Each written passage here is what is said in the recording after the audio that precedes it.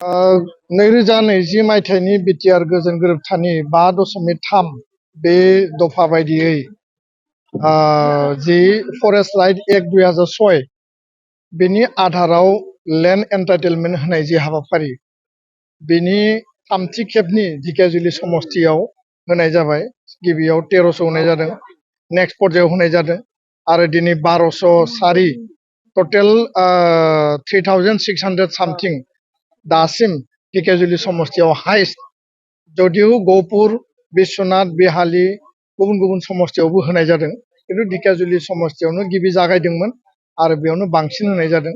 आरो गिबियावनो forest right एक्टनि गेजेरजों जोंनि सन अफ दा सयल आरो ट्राइबेल सुबुंफोरनो, बर' सुबुंफोरनो दिनै नैबे आयनाजुलि बे जायगायाव 1204 परियालनो हा होनायनि बे गासै प्रक्रियाखौ मावफुंनायनि थाखाय जोंनि दाबि आरो सरकारा गावनि कमिटमेन्टनि आधाराव आसामनि गिबि मन्त्रि डक्टर हिमन्त बिश्व शर्माया मोनसे इनिसियेटिभनि गेजेरजों बेखौ मावफुंदों।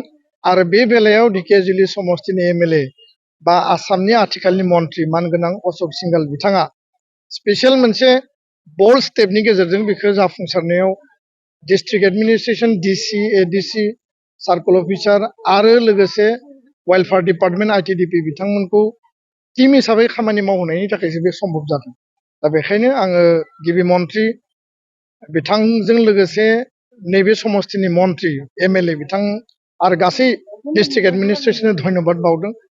दुलाराय बर' माहारिनि संसार जानायाव जोङो जुजिनाय, नाजानाय, सावरायनाय आरो सरकारखौ नारसिननाय, मालाबा जों गणतान्त्रिक पन्थानि गेजेरजों आन्दलन खालामनाय, बे पन्थाफोरनि गेजेरजोंसो दिनै सरकारखौ गावनि कमिटमेन्टआव लाबोनानै हा मोननांगौनि आरो हा होनांगौनि जे खामानि बेखौ मावहोनो थाखाय जोङो नारसिननायनि गेजेरजों सम्भब खालामनो हादों। आरो बेयाव रायजो राजानि धैर्यखौबो जोङो मानिनांगोन।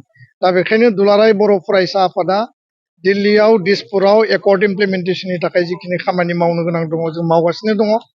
41 खान बर' गामिया सनितपुर बिश्वनाथनिफ्राय हाबबाय, बाखि गामियाबो हाबनांगौ 19 खान जिखिनि आद्रा दङ 60 खाननि गेजेराव।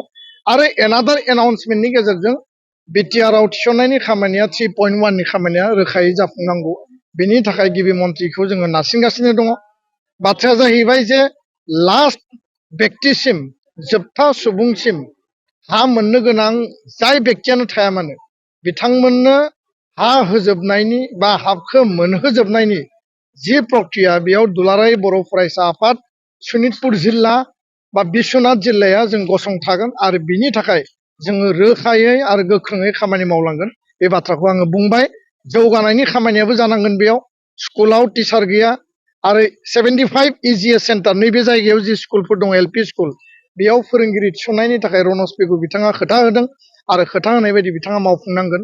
दा बेखायनो लामा जानांगौ, दालां जानांगौ, कारेन्ट मोननांगौ, दै मोननांगौ, आइवाइ न' मोननांगौ, पन्सायतआव हाबनांगौ बा बिटिआर 6 सिडुलाव हाबनाय गामिफोरखौ लानानै बेयाव भिसिडिसि दानांगौ आरो लोगोसेनो बेयाव हेल्थ सेन्टार फसंनांगौ बा जेसेबांखिनि अरुणोदय आसनियानो जा, जि आसनियानो जा, गासै बिथिंनि जौगानायखौ रायजो राजाया मोननांगोन। गोरिब गुन्द्रानि जि थांना थानायनि जिउआ रोखा जानांगोन, जौगानांगोन। आरो बेखायनो हाया जोंनि प्राइमारि फान्डामेन्टेल जि अधिकार, हा गैयाबा ट्राइबेला, बर'फोरा, सन अफ दा सयलआ मिनिंलेस। आरो हाया जोंनि प्रायर मोनसे जोंनि माने सम्पति। आरो बेखायनो हा होनाय खामानिया दिनै 3rd फेजआव हाबबाय।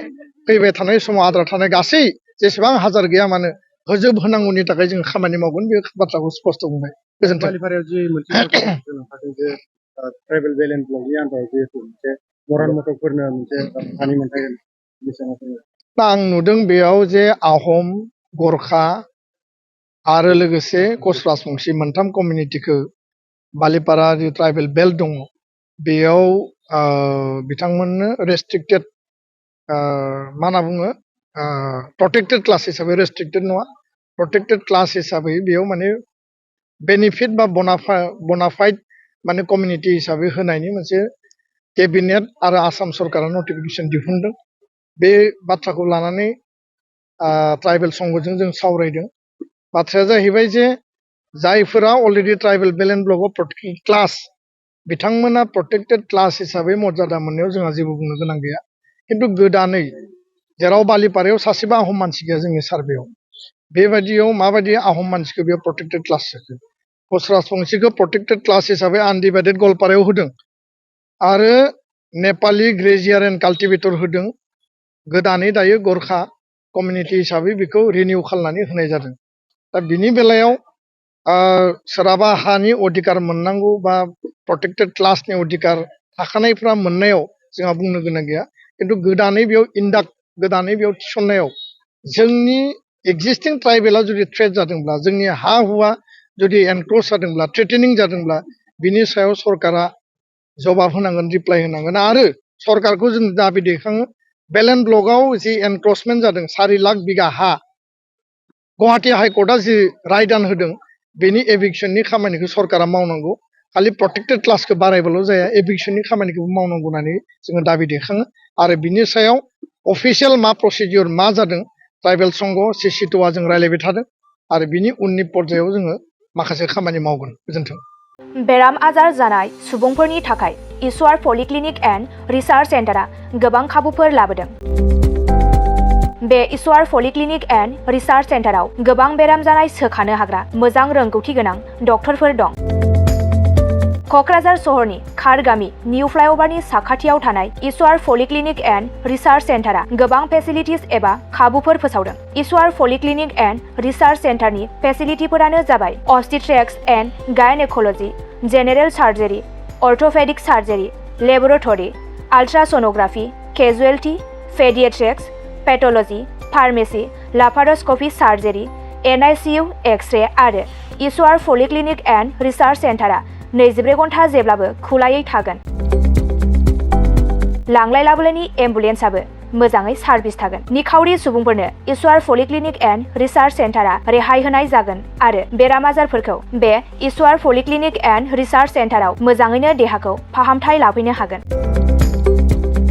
खम बेसेनाव जायखिजाया समावनो अपारेशन खालामनो हानाय जागोन। आबुङै खौरां लाहरनो थाखाय 9395024949 जानबुं नाम्बाराव खौरां लाहरनो हागोन आरो इमेल iswarpoli30june@gmail.com आव जगाजग खालामनो हागोन। नमस्कार, मैं ईश्वर पलिक्लिनिक रिसार्च सेन्टार सुपारिटेन्डेन्ट डक्टर CK दैमारीয়ে কৈছোঁ। আমাৰ এই ईश्वर पलिक्लिनिक रिसार्च सेन्टारটো কোকৰাঝাৰৰ খাৰগাঁও ফ্লাইঅভাৰৰ তলতে এইটো নতুনকৈ আমাৰ স্থাপিত হৈছে এটা নাৰ্ছিং হোম। ইয়াতে আমাৰ এই নাৰ্ছিং হোমত বিভিন্ন বিভাগৰ চিকিৎসা কৰা হয়, যেনেকৈ অৰ্থ'পেডিক্সৰ আৰু গাইনক'লজি আৰু তাৰপিছতে জেনেৰেল চাৰ্জাৰী আৰু আমাৰ ইয়াতে জেনেৰেল চাৰ্জাৰী হোৱাৰ লগতে লেপাৰস্কোপিক অপাৰেশ্যনো হয়। আমাৰ ইয়াতে সুবিধা আছে, যেনেকৈ আমাৰ লেবৰেটৰী আছে, এক্স-ৰে, ছ'ন'গ্ৰাফি, এইবিলাক সম্পূৰ্ণ আমি ৰাইজক ছাৰ্ভিচ দিবৰ কাৰণে যুগুতাইছোঁ। ৰাইজ আমাৰ ইয়াতে OPD যিটো মানে বহিৰ্বিভাগৰ ৰোগী চোৱা হয় সেইটো আমাৰ চোৱা হয়।